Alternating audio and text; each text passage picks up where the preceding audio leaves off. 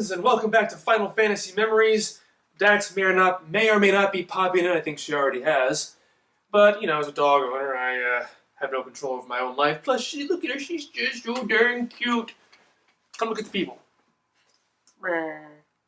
Yep, well, he wanted to be in this video, apparently, so here we go. Alright, welcome to Final Fantasy Memories, the show where I talk about the Final Fantasy games and memories I have with them, and my dog decides to become really needy the second I start talking into a camera. Alright, well, this time, it's been a while. Let's see, it was just before Dragon Ball Dissection December last year that I finished Final Fantasy VII and did my video on that one. So this time, naturally, we're here to talk about Final Fantasy VIII. And I've been waiting to talk about this one for a long time, and I have a lot to say about this one, because, well, you always remember your first, and Final Fantasy VIII is actually my very first Final Fantasy game. And I know that can be a kind of polarizing idea for some people. Oh, you're wondering about the shirt, I bet. I mean, seriously, if you guys have been around this channel long enough, you should not be surprised by now. But, while I made a video referencing it in the past, I was never able to say it by name, but I used to work for Victoria's Secret for about 4 years. So, yeah, this is a shirt I used to wear to work. So yeah, Final Fantasy VIII, now that I've gotten the dog distractions and the shirt distractions out of the way. Again, you've been to this channel long enough, this shouldn't surprise you. Final Fantasy VIII was the first Final Fantasy game I ever played, and some of you might be saying, well, I'm amazed you managed to stick around after that horrible atrocity of a game, or some people might be saying the exact opposite. But it was my first Final Fantasy game, and so I do have a lot of, serious nostalgia for this one. Okay, so I mentioned back in the Final Fantasy VI Memories video that that was the first Final Fantasy I recall having any real memories about, since my friend in 6th grade had brought the strategy guide and gave me the very important tip, you gotta wait for Shadow, gotta wait for Shadow. But this game sort of followed me around for a bit before I was ever able to get my hands on it. Now, there are two distinct memories I remember about this game before I started playing it. One of which, this was around the year 2000.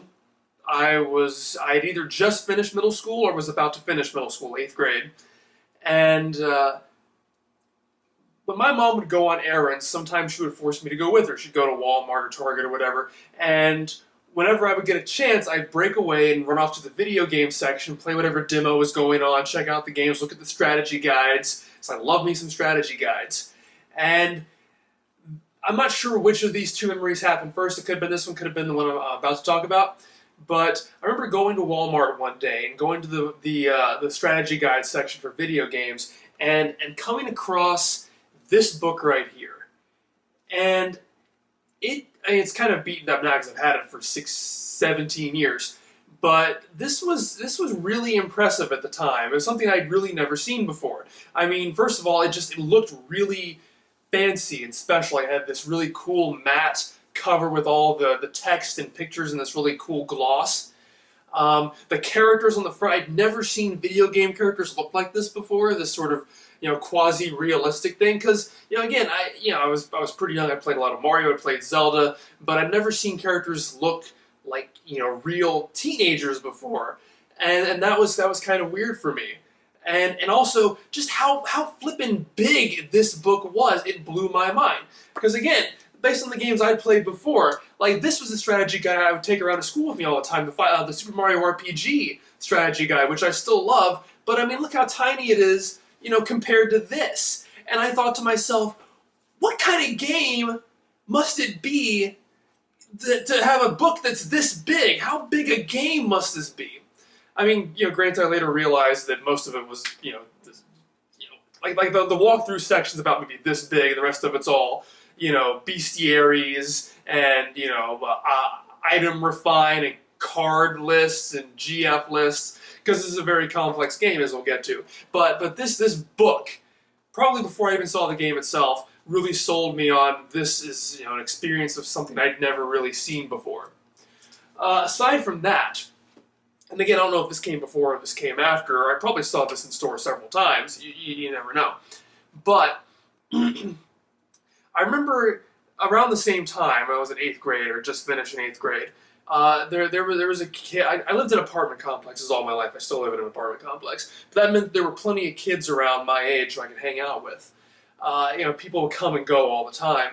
And there was this kid, a little bit older than me, maybe a couple of years, 15 or so. His name was Daniel, and he had just moved in. And I remember me and my friend Caleb were hanging out at our apartment complex, and through some means or another, Daniel found out that I had internet access because that wasn't as ubiquitous back then as it is now. And he really wanted to come in my house and look up Game Shark codes for this particular game that he had.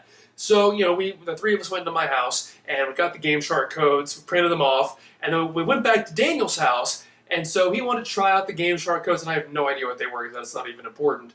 But he popped in Final Fantasy VIII. And I to this day, I remember exactly where it was, even though at the time I had no context for what this was. It was when they had just gotten to Galbadia Garden on Disc 1, after their failed first mission. And there's this FMV. They walk into the garden. There are all these, this military-sounding music, and all of these, like military-type chants and what's going on. And then they get into the conference room, and there's this discussion about this guy. I had no idea what his name was, but it talked about how he'd been caught and executed, and there was this big talk about what it means to die, and the main character goes into this inner monologue about when people talk about him this way if he dies, because apparently the guy who died was kind of a dick, but they're all saying nice things about him because he's dead. And I had never ever seen a game talk about stuff like this before. I played Mario RPG, and at that point, the worst you could do was make Mallow cry if you didn't want to get his coin back, which at that point blew my mind because I'd never seen game characters have emotions before. But, to have people have existential crises and talk about life and death and executions, and I'd never seen a game like this before. It looked so cool. And then, of course, the other thing I remember is going down the stairs afterwards and talking to one of the students doing push-ups and him using it as an excuse to look up the female students' skirts. It's funny what sticks with you when you're an adolescent. But those are the two memories I recall before I even played the game. But I knew I couldn't play the game. Excuse me. I knew I couldn't play the game because I didn't have a PlayStation. I'd always been a Nintendo person. Had a peanut butter sandwich before this. That might not have been a good idea. I was a Nintendo person. I had a Nintendo, a Super Nintendo, a Nintendo 64, and several types of Game Boys. There was only one time in my life I'd ever asked for anything that was not Nintendo, and that was several years earlier. As a little kid, I'd asked my dad for a Game Gear. Because Game Gear wasn't color and Game Boy wasn't, and that's the kind of shallow thinking you have when you're a kid. But, so I asked my dad for a Game Gear for Christmas, and he got me the Game Gear game Batman Returns, but no Game Gear. And I still have that game, but I've never really gotten to play it before because I never got a Game Gear. But yeah, aside from that one game that I owned, all I had was Nintendo stuff. And it wasn't looking like I was going to get a PlayStation anytime soon. But anyway, no matter when exactly those happened, eventually I graduated from middle school. I was awash in graduation money. I was on my way to high school. And one day we stopped in Target. I'm pretty sure it was Target. And I, once again broke away from Mom, was walking through electronics aisles. I happened to stop in the PC game aisle, which was weird for me because I don't usually, I've always been a console gamer, as well as a Nintendo gamer. And never never did much for PC gaming, so I don't even know why I went down this aisle. But as I was walking down the aisle, all of a sudden, I look over, on the bottom shelf, I see Final Fantasy VIII for Windows. I had no idea it existed on Windows. I had no idea they ported it over to home computers. So I'm like, sure, why not? I'll pick it up. So I bought the game. And that was how I first got into Final Fantasy. Was through this long, convoluted process. And I loved it immediately. I'd never seen games with full motion video before, and not really knowing the difference at the time, I was telling my friends, I'm like, this game has better graphics than Zelda Ocarina of Time, because that was like the best game we'd seen at that point, you know. But it amazed me, and it confused me, and I was obsessed with it for that summer, if not longer. It also didn't hurt. Like that was just a great summer in general for me. My best friend Kelly, who actually has his own YouTube channel, Crimson KB. I've linked him a few times on my Facebook and Twitter pages, and check him out. He does a lot of good gaming stuff. He streams a lot. Probably does better with gaming than I do.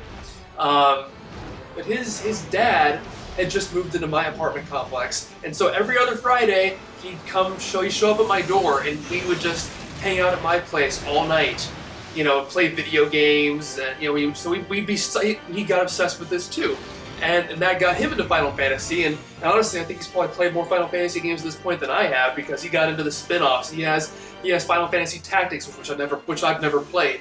He has all the Game Boy games, the Final Fantasy Legends, and Final Fantasy Adventure, probably. He had Final Fantasy Mystic Quest, which I always made fun of him for. But you know, so he got into Final Fantasy too, and he would, you know, it's like he'd sit in the room and he'd watch me play Final Fantasy VIII, and then eventually I started up a file for him, and he would play it, and you know, it was great. I remember that my computer would lag quite a bit every time we get into a fight. It would take forever for that whoosh effect for the battle to start to get across the screen. It would sort of sit there for a while, and I think I fell asleep on more than one occasion, just waiting for the flippin' battle to start. We had a lot of fun with that. The problem was I did not really know how to play this game. First of all, I'll say, because again, I got 7 on the PC, as I said in that video, after 8. You know, I saw that 8 was on the PC, so I got that, and later on I saw that 7 was also on it, so I got that in to see what the previous game was. And I mentioned in that video that Final Fantasy VII gave me a lot of technical problems, you know, running it on PC. 8 didn't have issues like that. The only issues for me on 8 were the fact that I had no clue what I was doing. Again, I'd only ever played 2 RPGs. I don't count Zelda as an RPG. It's not. I mean, that's not an insult to Zelda. I love Zelda. But I don't consider it an RPG. The only 2 RPGs I played at that point were Super Mario RPG and Pokemon, the original Pokemon. And let's face it, they're pretty beginner RPGs. I love them both. I think they're great games, but they're pretty simple, especially compared to Final Fantasy VIII. You know, Mario RPG, you fought battles, you got experience points, you got stronger. The only thing you had to customize was what bonus you got when you gained a level. You didn't even have to use all your characters. They would still gain levels when they weren't in your party. You know, Pokemon, you know, the real challenge or the real strategy was building your team out of all these different, you know, catching Pokemon, assembling them, getting the right mix of stuff. But in terms of the combat, it was, you know, pretty simple. You had 4 moves. You know, you had to figure out which ones you wanted to delete to get better moves. Final Fantasy VIII. Of all the Final Fantasy games, I chose as my first. I can't believe it was 8, because this is probably the most complex Final Fantasy game ever, and since I played all of them through 12 at this point, except for 11, I know it. I'm not going to get into that too in-depth until later when I talk about this playthrough. But other than Final Fantasy II, there is not a Final Fantasy game that is as much of a departure as this one is. And I will get into it a little bit now because it kind of illustrates what it is. They throw out, there's still experience points, there's still levels, but they don't do as much. And in fact, the enemies level up as well.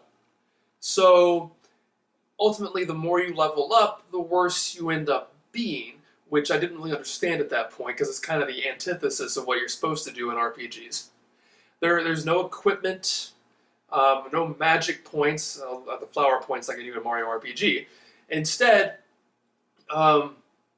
you have the summon creatures called Guardian Forces in this game, or GFs, that you junction, you know, sort of equip to your characters, and that allows you take magic, which is in stocks, they're sort of like consumable items now. You can have 100 of each spell. It allows you to junction magic to individual stats.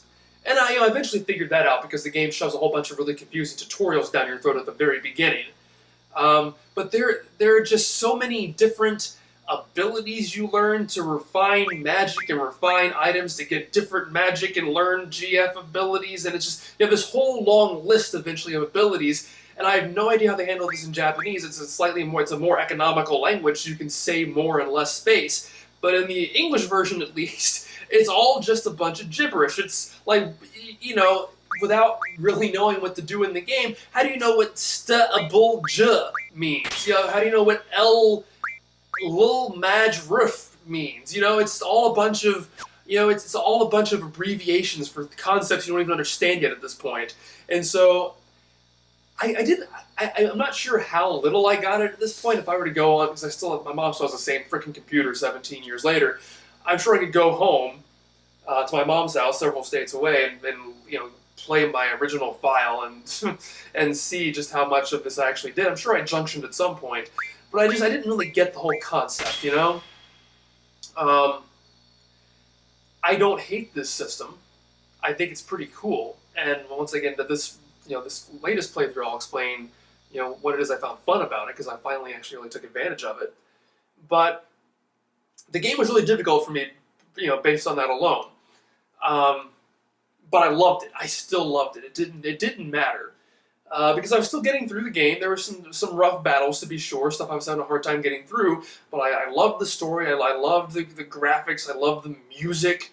Final Fantasy VIII was, it wasn't the first Final Fantasy soundtrack I got, because by the time I got into Final Fantasy IX was becoming the new hotness, and I found like a small best of CD at Software, etc., if anybody remembers those stores. I picked up a copy of that, which is just a partial collection of it. But, not long after that, I found CD Japan, and I ordered the entire Final Fantasy VIII soundtrack, and that was the first, 4 CDs. It was, I still have the soundtrack to this day. I love it. It's in my car right now. I probably should have brought it up for this video. But, that was my first introduction to Final Fantasy music, which is fantastic.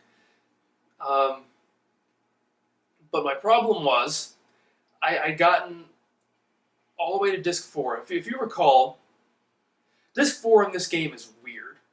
Really weird. They have this interesting idea called time compression. You have to let the evil sorceress achieve time compression to confront her in her own time period. And really, all it serves as an excuse to, once you get to Disc 4, that you can't go into towns anymore. Presumably because they didn't have enough space on the disc to fit in all the locations of the game, while still having all the FMVs, like the 25-minute long FMV that ended the game. So they had to pare down all the game content on Disc 4 in order to fit the ending on there. That's my cynical, probably correct assumption there. But the problem is that it switches from Disc 3 to Disc 4 while you're still in an area. Still in a dungeon, in the middle of a dungeon, called Lunatic Pandora. It's this thing that calls monsters down from the moon, and I'm sure this makes sense to you if you play the game. If you haven't, it's complete. It just sounds crazy, but it's a pretty cool area, really cool music. And I'll never forget it because I spent so much flipping time in there. Once you get to Disc 4, well, as long as you're in Lunatic Pandora on Disc 3, then you can leave whenever you want. But once you switch over to Disc 4, Squall refuses to leave because Renoa, his love interest, has been kidnapped. And again, that's just an excuse, because time hasn't been compressed yet. They still needed a reason to keep you from the rest of the game world. So you can't leave Lunatic Pandora once you get to Disc 4. Problem is there's a boss fight right when you get to Disc 4 against a sorceress called Adele, who has kidnapped Renoa, and actually has her inside of her chest.